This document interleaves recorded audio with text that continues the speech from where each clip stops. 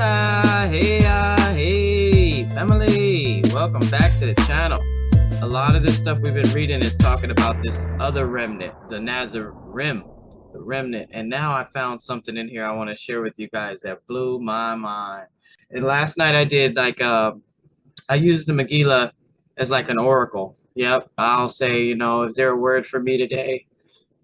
Something I need to know or anything, depending on how my day went. And last night I did that, and I opened up straight to chapter 3, talking about the remnant. So I figure that must be what's supposed to go on this video, because it proved to me what I have been thinking all along about this inner circle. So in chapter 50, Sarah Jalil called and she's one of them too, of the inner circle travel companions. Sarah Jalil is the authorized scribe. She happened to call this inner circle, she called them itinerant preachers. So a little bit on that. Christian evangelists, I guess back in the 1800s, they were known as circuit riders. I love that. An itinerant preacher, also known as an itinerant minister, is a Christian evangelist who travels to different groups of people within a relatively short period of time to preach the basic Christian redemption message. The usage of these traveling evangelists is known as itinerancy, or was a controversial category of preaching, provoking concerns about social disruption and ecclesiastical authority within local communities. So they weren't just preaching about the good news. They were talking about social injustices and things. Like Martin Luther King, like Gandhi. That's what these type of itinerant preachers would be. So, all right. So they're a special group of people. That we do know that. And in the Megillah, it talked about these guys coming back a few times. Let's get over there and read that, and then we're going to finish up this chapter 76. And we won't be finishing it. We're just going to read maybe one or two questions. So first we're reading from chapter 3, the Holy Godspell.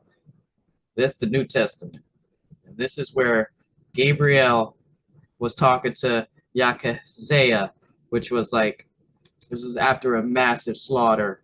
And this is right where the order of the Immaculate Conception was established in this chapter. So chapter 3, Holy Godspell, is really important. But we're going to start at verse 97, and I'm just going to read about these inner circle. As Yahshua huddled over the scrolls awaiting an answer to his prayers, behold, the angel of the Lord and the Lady appeared unto him. The angel spoke, saying, Behold, the Nazarene remnant has always existed on the earth, yea, and will until the last days.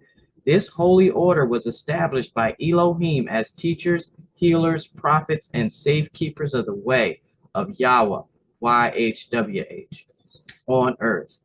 And though this order may be reduced to small numbers by persecution, yea, and may be forced into hiding for many years at a time, it will never be entirely exterminated. It's good news, right? For behold, the Nazarene Church of the Essene Way serves as the personal remnant of Elohim on earth. By various names at various times in various worlds, this holy order has been known. But always we are the children of light, for light is our very nature. Yea, and even before this world came to be, the church of the Lord and the Lady, Christ did exist. And in each world we teach the way of light, for we are the children of light. And because we preach light in the dark worlds, we are also the children of the dawn. Yea, for we awaken the dark souls to the light of Yahweh. Yea, in countless worlds our priesthood has been called countless names. But whatever the tongue, the meaning is the same. We are Nazarene, because we lift up the distressed unto holy resurrection and spiritual ascension. And we are Essene, because we are healers of body, mind, and soul. And we are the children of light, because we walk in the light of the Lord and the Lady. It is with this purpose that I say we, for lo, I am a cherubim, and you are human. He says, we are one in the body of Christ. Yea, even on earth, the inner circle of the Nazarene church is cherubim, being angels on missions from El Cush. Wow. And though the outer circles are humans, these souls are working to become cherubim, even as I once did. For behold, I was Abidael, the son of Adam and Eve, before I ascended to become Gabriel, the angel of YHWH. And whether human or cherubim, every member of the body of Christ is in service to the innermost circle, which is the Lord and the Lady. Behold, at the start of each millennium, the Yahweh will raise up a circle of light, a small, revealed church. And from that holy remnant, the warrior Yahweh will select and train a cadre of lions. And within that order of lions shall be an order called the apostles of the Holy Megillah. And these apostles will take the Holy Megillah from town to town, sounding the Quara HaKodesh, the holy call. Yea, they will travel from town to town, living on the offerings of those who receive them, for such is the way of the apostles. At the start of each millennium, the waters will be tested, which means this: the world will be tested to see if they are ready to receive the saving Halakha. If the revealed church is attacked and the Megillah persecuted, the revealed arm will melt into the hidden arm to await another age. Lo, if the Holy Megillah is ever circulated without persecution for the duration of an entire millennium, the next millennium shall be the long-awaited age of peace. But behold, if the world rejects the Megillah much longer, as they now have for many ages, the opportunity will be lost. For behold, the time of the harvest of the last age approaches. Many millenniums have come and gone since this pattern was established, and the world has yet to receive the Holy Megillah. So that's all I really wanted to read. I mean, I really would like to read this whole thing because this is very informative. So let's get these questions up now from these cherubim. The inner circle. It's exactly how it said it, guys. It said that the inner circle of the Nazarene church is cherubim, being angels on missions from El Cush. So, these trusted travel companions, now you know who they are. We were already told that in the Megillah because we know Perry, his name was First Spark, and he was from the highest heaven, and he was down here when Yahshua was here. Perry the Majid. All right, we're getting ready to get going now. Let's go. Chapter 76.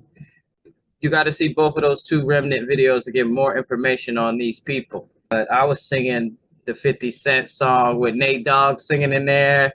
It starts out like, would you love me in a Bentley? Would you love me on a bus? I'll ask 21 questions. They're all about us. Yeah, that was the jam, right? Rest in peace, Nate. So I'll start at verse 10. After the last of those 8 four-person blocks had departed, lo, the Lord and the Lady and their travel companions remained in the vicinity of En-Gedi for 1 Nazarim month, which is 28 days, being 4 weeks of 7 days each, according to the Nazarene calendar. That's what this is. I had to take a picture of it, but I got mine. So they stayed up there for 1 Nazarene month. On each of those 28 days of waiting, each night, one of the companions asked a question of either the Lord Christ or the Lady Christ. This was done on an alternating basis, the Lord answering one night, the Lady the next, so that 14 questions were for the Lord and 14 questions were for the Lady. Before providing a list of those 28 questions and the answers, I will remind you of the names of the 30 traveling companions of the Lord Christ and the Lady Christ. So then it gives us the list of the names of the 30 traveling companions. You're going to have to go to your Megillah to get their names. These are some very special people. We just read that they're cherubim on missions of mercy. So they've graduated. They know what they're doing. They come down here, and just like we read about Noah, not remembering who he was for a period of time, but then it says those ones who come down here, they're watched closely, and messages are sent to them that say, sleeper, awake. And the story about Noah and him being of the righteous blood of Abraham and Sarah, that was connected. That's why I did it, is because that was the beginning of this righteous bloodline. And if you watch the video, you know what it said. It's not about your bloodline, it's about the spiritual character. But that bloodline wasn't from the earth, and that is the alchemy. That's one of the alchemical factors of why I think these highly advanced cherubims can continue to reincarnate here on the earth. So there's a whole system there, and we're going to learn it.